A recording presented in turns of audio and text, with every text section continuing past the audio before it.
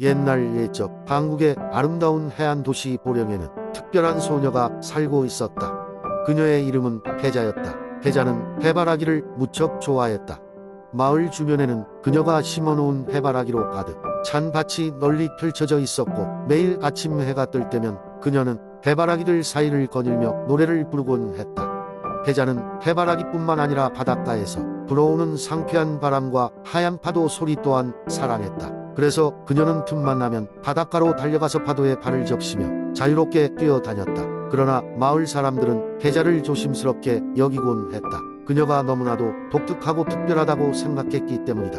다른 아이들과 놀기보다는 해바라기와 바다를 더 좋아하는 혜자가 마냥 신기하고 이해되지 않았다. 어떤 사람들은 그녀의 이러한 행동을 괴짜 같다고 여겼고, 또 어떤 사람들은 그녀가 마법에 걸린 게 아닐까 하는 소문을 퍼뜨리기도 했다. 하지만 그녀는 이에 개의치 않고 자신의 세상 속에서 행복하게 살아갔다. 어느 날 마을에 큰 가뭄이 찾아왔다. 비가 내리지 않아 농사가 망칠 기세였다.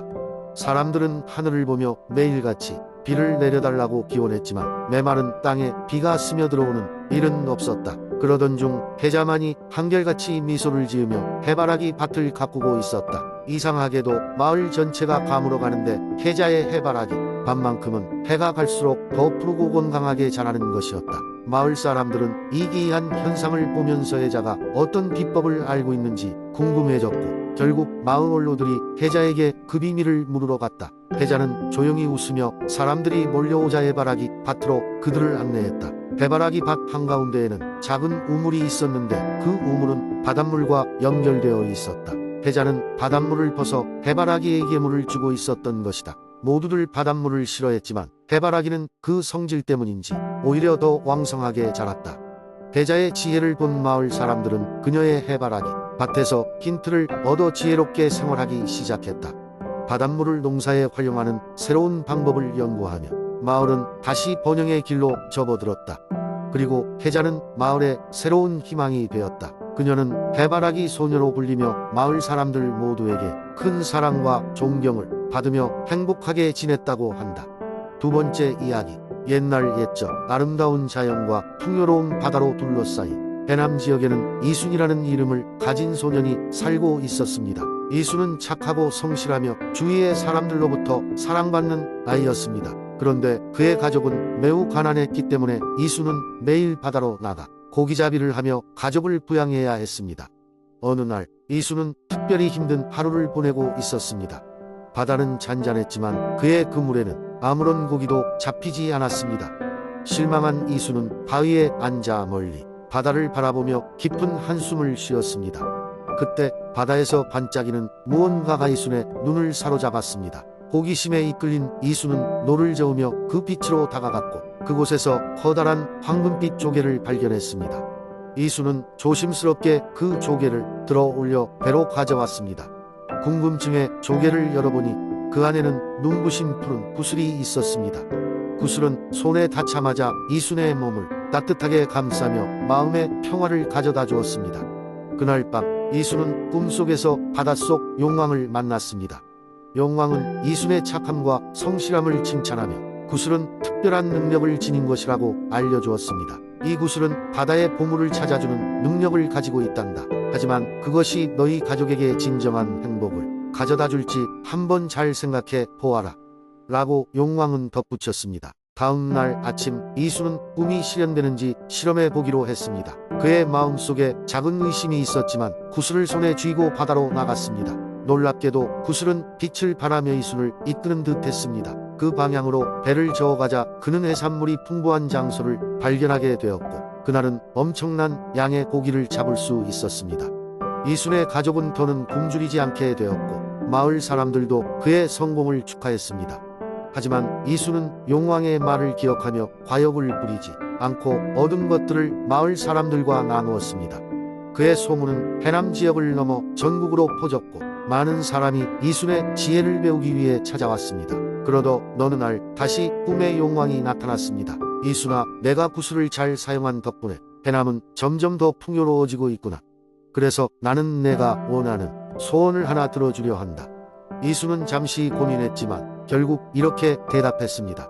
용왕님, 저의 소원은 모든 사람들에게 평화와 행복을 주는 것입니다. 용왕은 미소를 지으며 큰 소리로 웃었습니다. 잘하였다. 이 구슬은 이제 내 것이니 내가 원하는 대로 이루어지리라.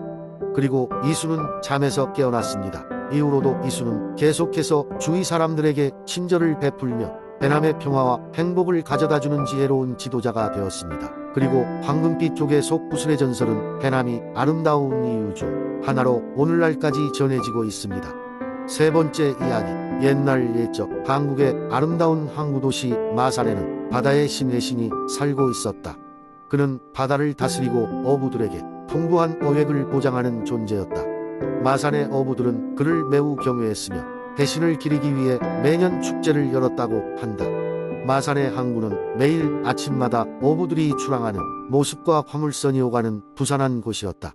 그러나 이 항구에는 오래된 전설이 하나 있었는데 바로 달빛이 휘영청 빛나는 밤이면 해신의 전당이 바다 밑 깊은 곳에서 모습을 드러낸다는 것이었다. 전설 속 해신전은 금과 보석으로 장식된 신비로운 궁전이었다. 사람들은 여기서 소원을 빌기 위해 많은 노력을 기울였으나 오직 용기 있는 자만이 해신의 시험을 통과하고 그를 만날 수 있다고 전해졌다. 이 전설은 수많은 세월이 지나도 계속해서 사람들의 관심을 끌었다. 그러던 어느 날 마산의 청년 준호가 바다로 향했다. 그는 호기심 많고 대담한 젊은이로 전설 속 해신전을 목격하기로 결심했다. 준호는 해신을 꼭 만나고 싶었다. 마음속 깊은 소원을 이루기 위해서였다. 그의 소원은 바다 건너에 있는 다른 나라에 가서 더 넓은 세상을 경험하는 것이었다. 달이 휘영청 밝은 밤, 준호는 작고 튼튼한 나무배를 타고 항구를 떠났다. 바다는 밤에도 여전히 유려한 빛을 반사하며 그의 앞길을 비췄고 바람은 그를 부드럽게 밀어주었다. 얼마 지나지 않아 준호는 전설 속에 묘사된 해신전을 발견했다. 수면 밑으로 잠긴 해신전은 마치 꿈결같이 보였다. 준호는 두려움도 없이 숨을 크게 들이마시고 바다로 뛰어들었다. 신비로운 물의 에너지가 그를 감싸며 가라앉게 했다. 전당으로 들어서자 해신이 보였다. 그는 장엄하고 사려 깊은 표정을 지니고 있었다. 마산의 어부들을 지키는 그의 눈빛은 깊고도 잔잔했다. 젊은이여, 이곳까지 오다니 용기가 대단하구나. 해신이 말했다. 내 소원이 무엇인지 말해보라. 준호는 잠시 망설였으나 이내 마음을 다잡고 말했다. 제가 바라는 것은 세상을 더 넓게 보고 싶다는 것입니다. 저는 바다 건너 모든 곳을 여행하며 많은 것을 배우고 싶습니다. 해신은 고개를 끄덕이며 말했다. 내가 그 소원을 이루기 위해서는 많은 것을 포기해야 할지도 모른다. 하지만 내 용기에 감명받았으니 소원을 이루도록 도와주겠다. 해신은 금빛으로 빛나는 조개 껍질을 그의 손에 쥐어주었다. 이 조개 껍질을 가지고 있으면 바다 건너 어디든 안전하게 여행할 수 있을 것이다. 그 후로 준호는 해신의 축복을 받은 여행자가 되었다. 그는 바다를 건너며 많은 곳을 돌아다니고 다양한 문화를 경험했다. 마산의 항구로 돌아올 때마다 사람들은 그의 이야기를 듣고 꿈을 꾸기 시작했다. 마산은 오늘날까지도 준호의 전설과 함께 번영을 누리고 있으며 바다를 향한 사람들의 꿈과 용기의 상징이 되었다. 마산의 밤하늘에 달빛이 비칠 때 누군가는 아직도 해신전의 이야기를 떠올리며 새로운 모험을 꿈꿀지 모른다. 네 번째 이야기. 옛날 옛적 한국의 남쪽 끝자락에 위치한 해남이라는 아름다운 땅에는 전설적인 이야기가 전해져 내려오고 있었다. 이곳은 바다와 산이 조화롭게 어우러져 마치 그림 속에서나 볼 법한 풍경을 자랑하던 곳이었다. 사람들이 평화롭게 살아가는 이 지역에는 특별한 수호자가 있었으니 바로 용왕의 딸 용화였다. 그녀는 매끄러운 비늘과 푸른 눈을 가진 용으로 날씨를 다스리고 바다를 지키며 해남 사람들의 안녕을 보살폈다. 용화가 보호하고 있는 해남은 풍요로움과 안전함 속에 늘 평화로웠으나 바다 밖 세상 일에 불안정함이 찾아들기 시작하면서 해남에도 어두운 그림자가 드리우기 시작했다. 어느 날 뜨거운 바람을 내단 칠흑 같은 스모그와 끈적한 이질감이 흘러와 사람들을 괴롭히기 시작했다. 사람들은 마치 무언가에게 홀린 듯 하루하루 힘을 잃었고 농작물은 바싹 타들어가며 고난에 나날이 지속되었다. 해남의 장로들은 이 상황을 심각하게 받아들여 용화에게 조언을 구했다. 용화는 사람들을 위로하며 그녀가 가진 고유의 힘으로 이 문제를 해결할 계획을 세웠다.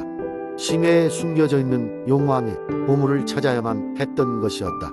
그 보물에는 모든 것을 정화할 수 있는 신비한 물이 담겨 있다고 전해 내려오고 있었다.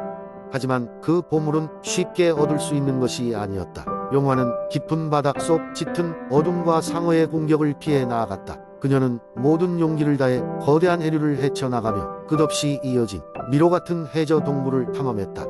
그녀의 마음속에는 오로지 해남 사람들을 구하고자 하는 굳건한 의지가 자리 잡고 있었다.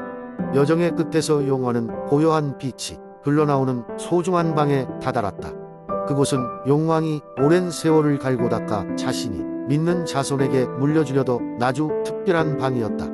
너무나도 찬란히 빛나고 있는 보물 앞에서 용화는 잠시 걸음을 멈추고 그 아름다움에 감명을 받았다. 보물을 가슴에 안고 그녀는 해남으로 돌아가기 시작했다. 해남에 돌아왔을 때 용화는 그 신비한 물을 공기에 뿌렸다. 그러자 놀라운 일이 벌어졌다.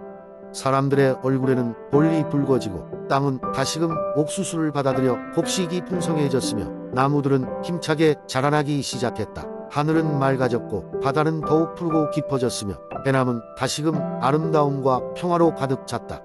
용화는 그 후로도 해남 사람들과 함께하며 그들의 삶을 함께 지켜보았다. 사람들은 이제 자신들만의 전통과 이야기를 바탕으로 해남을 더욱 아름다운 지역으로 발전시켜 나갔다. 용화와 함께한 이 전설은 영원히 사람들의 마음속에 남아 해남의 자랑이 되었으며 세대를 내려가며 계승되었다. 용화의 희생과 사랑은 시간이 흘러도 결코 잊히지 않으며 해남의 전설 속에서 언제나 빛났다.